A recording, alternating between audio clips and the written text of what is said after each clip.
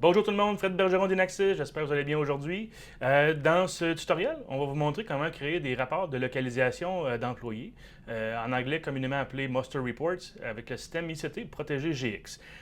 Très facile à configurer. Dans le fond, le rapport de localisation, c'est comme un peu une loupe par-dessus les événements d'utilisateurs à certaines portes choisies pour définir s'ils sont à l'intérieur ou à l'extérieur d'un secteur donné. Okay? Sur un même bâtiment ou site, vous pourriez créer plusieurs différents rapports, comme par exemple quand l'employé arrive sur place, donc dans l'enceinte de l'entreprise. Puis après ça, par exemple, on pourrait dire, mettons, dans la salle de serveur, là, on va savoir que l'employé est dans l'enceinte de l'entreprise et dans la salle de serveur. Okay? Évidemment que ça peut servir avec des points de rassemblement pour que les gens puissent sortir de la bâtisse, pour qu'une équipe d'urgence comme les pompiers, la police, les secours sachent exactement où dans l'entreprise il y a encore des employés qui pourraient peut-être être blessés d'une explosion, un feu ou un bris quelconque. Donc, encore une fois, c'est une fonctionnalité qui est disponible dans le système Protégé GX. Elle n'est pas de base, en fait, avec le logiciel standard, mais c'est une fonctionnalité qu'on peut ajouter là, sous forme de licence par la suite. OK? Donc, je vais vous montrer comment c'est programmé. Très facile.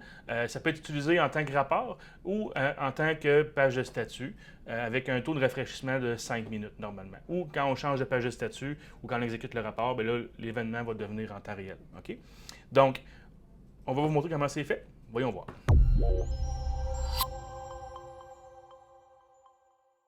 À partir de la page principale, on va aller dans la section des rapports, configuration, les rapports de rassemblement.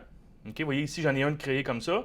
Ce que j'ai fait en commençant, j'ai choisi une période de 12 heures. Ça, c'est en fait combien d'heures en arrière du moment présent qu'on va aller chercher les événements d'usagers. Si par exemple quelqu'un est entré dans l'édifice mais n'est pas sorti à temps ou a oublié de sortir, bien après 12 heures, son état va tomber inconnu. Donc on ne sait pas s'il est entré ou sorti. On va assumer qu'il n'est plus sur le site. Okay? La période disponible, là, ça peut aller jusqu'à 4 semaines. Okay? Mais normalement, là, c'est 12 heures ou un jour que je mets dans ces rapports-là. Okay? Le type de rapport standard, okay? Ça va vraiment montrer qui est in ou en fait qui est in ou out dans la liste. Okay? Fréquence, c'est 5 minutes, c'est le plus court en fait qu'on peut configurer.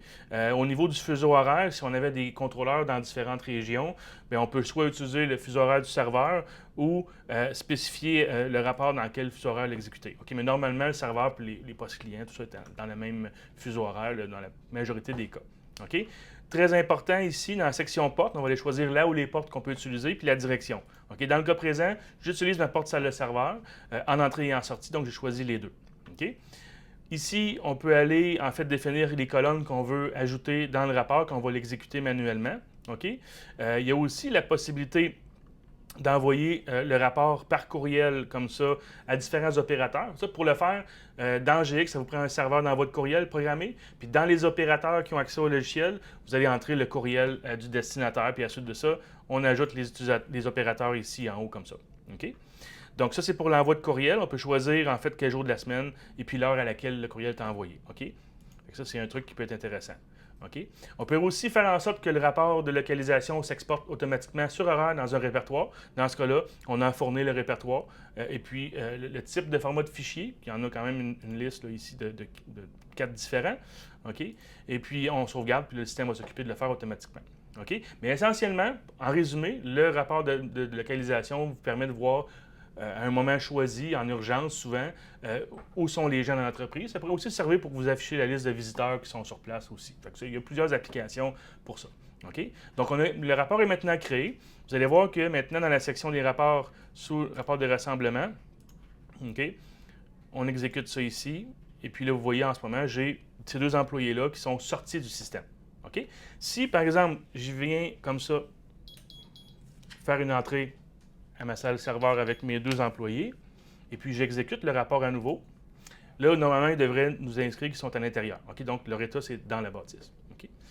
Ensuite de ça, ce qu'on peut faire aussi, dans la configuration des pages de statut, si je choisis mon rapport de localisation ici, on peut carrément assigner le rapport. En fait, on choisit le type de rapport de localisation ou Muster Report.